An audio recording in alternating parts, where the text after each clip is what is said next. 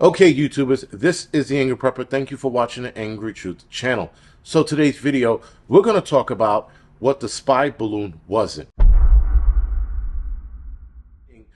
There are a lot of ideas or conspiracies of what the spy balloon, the Chinese spy balloon, was. One a theory I heard or idea I heard was that it was a payload to drop off an EMP response. Now, for an EMP explosion from a balloon that delivered that way, it would have had to flown a little more higher, and it would actually had to been in the stratosphere, which I'm not sure if that balloon could reach. And even then, they would have needed probably 2 or 3 balloons to do the job, not one. One would have still created some damage, especially if they would have headed over the power grid. That would have did some good damage, but it wouldn't have wiped out the entire country. It would have wiped out part of the country. So 3 balloons would have sufficed. That's one. 2, an EMP payload would have been heavy. Would have probably been too heavy for that to carry. So that being said, they would have had to figure out another way to, like I said, they would have had to make them smaller and then use 3 or 4 in that case, depending on the size and the power output of that EMP. Here's the other thing, guys. They got missiles. They have missiles. They got missiles that can fly over here faster than we can blink and detonate an EMP. Why on fucking earth would you use a balloon to float it over here slowly, have us watch it float over here and go, oh, look at that thing, right? Whereas a missile, hypersonic missile, whatever they mount the EMP to, happens like that in a blink of an eye. So an EMP device is not plausible. Secondly, you can use a cargo ship and deploy an EMP device or missile from there a lot closer, and then by then the United States can't even respond to it because it already happened.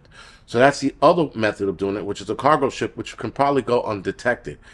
A balloon makes no sense.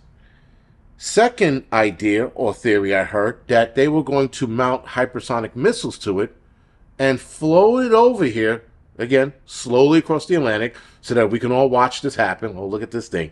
It's fucking creeping on the United States shore. And then drop hypersonic missiles on us instead of attaching it to a hypersonic missile and flying it over here in a blink of an eye.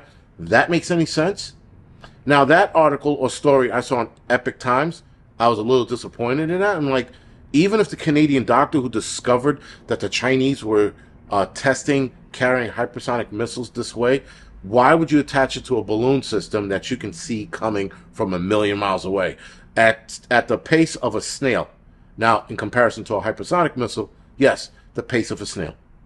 So again, guys, the United States government knew about the Chinese spy balloon when it was over the Pacific Ocean, even before it got into our airspace. They knew about this. So again, if this thing had serious threat capabilities, it would have been shot down in the Pacific.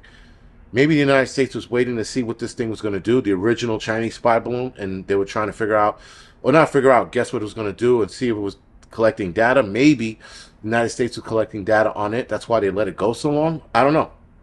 Nonetheless, guys, this balloon wasn't a Trojan horse. That's what I'm saying. There's so many ideologies out there. And listen, some of them sound plausible. I mean, the EMP thing, very plausible. The hypersonic missile, stupid. A Trojan horse where it would land and 13,000 Chinamen come running out of it. You know, ping, ping, ping, ping, ping. No, I don't think it was that either, you know. It wasn't something nefarious just by its design alone. It wasn't a nefarious act. It was just them collecting data. Now, yes, some of you are like, well, collecting data can be nefarious if it's used against us. Yes, it can be. But that wasn't the case, according to a couple of United States generals that said that the signal was being blocked from collecting data and transmitting, right? So, with that, guys, the balloon was nothing more than what we are thinking it is.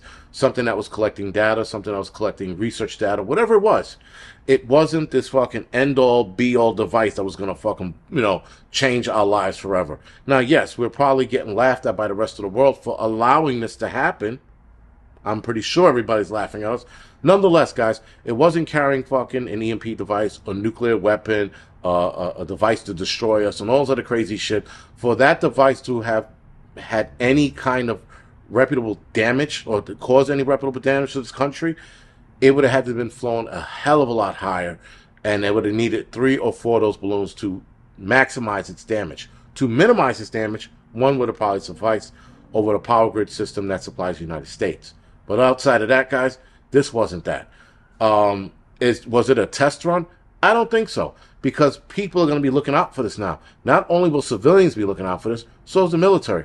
And the military always looks out for this. Let's be honest.